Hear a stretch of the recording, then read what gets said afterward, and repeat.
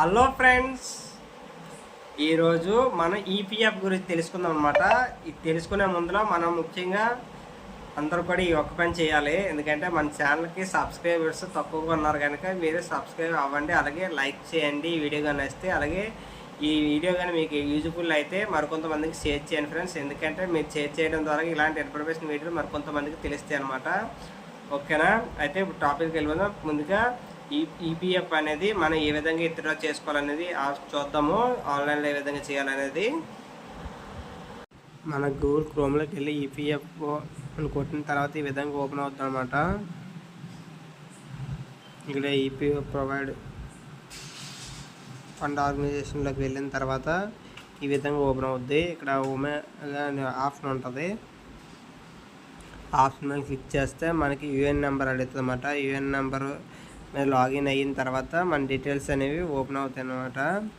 ఇక్కడ చూడండి, క్లెయిమ్ అని వచ్చింది ఫస్ట్ ఆప్షన్లోనే. ఈ ఫస్ట్ ఆప్షన్ ఓపెన్ చేస్తే మనం క్లెయిమ్ చేసుకోవచ్చు. తర్వాత ఏంటంటే మనం క్లెయిమ్ చేసిన ట్రాక్ ఎక్కడ ఉంది, ప్రాసెస్లో ఉందా ఏంటనేది, మనకి రిజెక్ట్ అయిందా ఏంటనేది విషయాలు తెలుస్తాయి.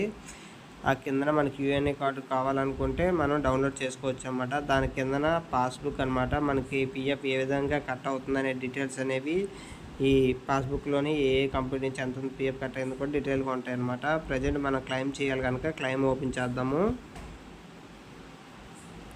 చూడండి, క్లెయిమ్ ఓపెన్ చేస్తే మన డీటెయిల్స్ ఇవన్నీ ఓపెన్ అవుతాయి అన్నమాట. యూఎన్ఏలో ఉన్న డీటెయిల్స్ అన్నీ. అయితే ఆల్రెడీ మన బ్యాంక్ డీటెయిల్స్ అనేవి ముందుగా అప్డేట్ అయ్యి ఉంటే మనం క్లెయిమ్ చేసుకోవడానికి ఈజీగా ఉంటుంది. లేదంటే మన కంపెనీ వాళ్ళ దగ్గరికి వెళ్ళి మన డీటెయిల్స్ అనేవి యాడ్ చేయాలన్నమాట. చూడండి, కింద Aadhaar card, pan card details అనేవి యాడ్లో ఉన్నాయి కదా. ఆ విధంగా యాడ్ అయ్యి ఉంటే మనం క్లెయిమ్ అనేది చేసుకోవడానికి ఈజీగా ఉంటుంది అన్నమాట. చూడండి, కింద ఆల్రెడీ ఇక్కడ బ్యాంక్ అకౌంట్ అడిగింది కదా. ఇక్కడ బ్యాంక్ దగ్గర బ్యాంక్ అకౌంట్ డీటెయిల్స్ నింపిన తర్వాత ఈ విధంగా వస్తుంది అన్నమాట.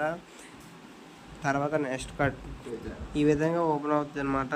ఇక్కడ కింద మనకి మన ఈపీఎఫ్ నెంబర్ కూడా వస్తుంది అనమాట. ఈ విధంగా అయిన తర్వాత కింద ఎంప్లాయీ డీటెయిల్స్ అవి అడుగుతుంది. అడ్రస్ అనమాట. మన అడ్రస్ ఏదైతే అది ఫిలప్ చేయాలన్నమాట. ఇక్కడ నేను అన్నట్లకి విజయనగరం అని ఫిలప్ చేస్తాను. ఎందుకంటే ఉదాహరణకి మామూలుగా మీకు చెప్పడం కోసమే చేస్తాను కనుక మనకి అక్కడ మొబైల్లో క్లారిటీగా ఉంటుంది. మొబైల్ అయితే మొబైల్, సిస్టంలో అయితే సిస్టంలో నీట్గా ఓపెన్ అవుతుంది అనమాట. మన అడ్రస్ మనం టైప్ చేసుకుంటే సరిపోద్ది.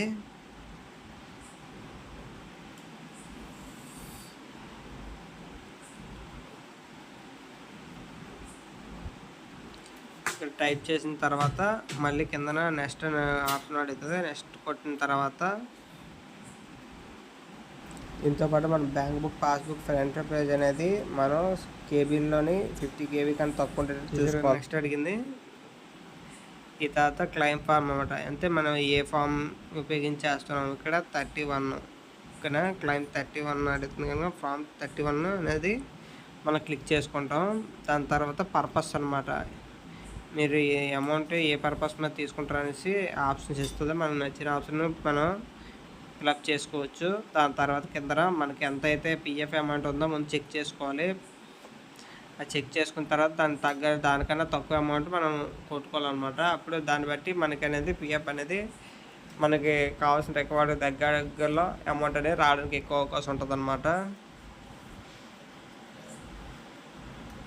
ఇలా మొత్తం అన్నిటికి టిక్లు కొట్టిన తర్వాత మళ్ళీ కంప్లీట్గా నెక్స్ట్ ఆప్షన్ కొట్టిన తర్వాత మనకి ఏదైతే మన ఆధార్ కార్డు ఉంటుందో, లింక్ అయ్యి ఉన్న ఆధార్ కార్డు, ఆ ఆధార్ కార్డు అనేది ఓటీపీ అనేది రావడం జరుగుతుంది అనమాట. ఆధార్ కార్డు ఓటీపీ ఒక్కనే క్లెయిమ్ అనేది వెళ్ళిపోద్ది అనమాట. తర్వాత కింద ట్రాకింగ్లోకి వెళ్ళి చెక్ చేసుకోవడం. ఇంకేమైనా పిఎఫ్ గురించి ఏమైనా డౌట్స్ ఉంటే కింద కామెంట్ సెక్షన్లో కామెంట్ చేయండి.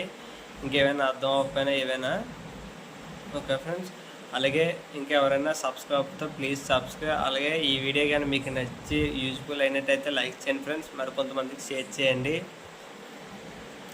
అలాగే దాంతోపాటు కింద గంట సింబల్ ఉంటుంది. గంట సింబల్ మీద క్లిక్ చేస్తే నేను చేసిన ప్రతి నోటిఫికేషన్ కూడా మీకు అప్డేట్లో వస్తుంది అనమాట.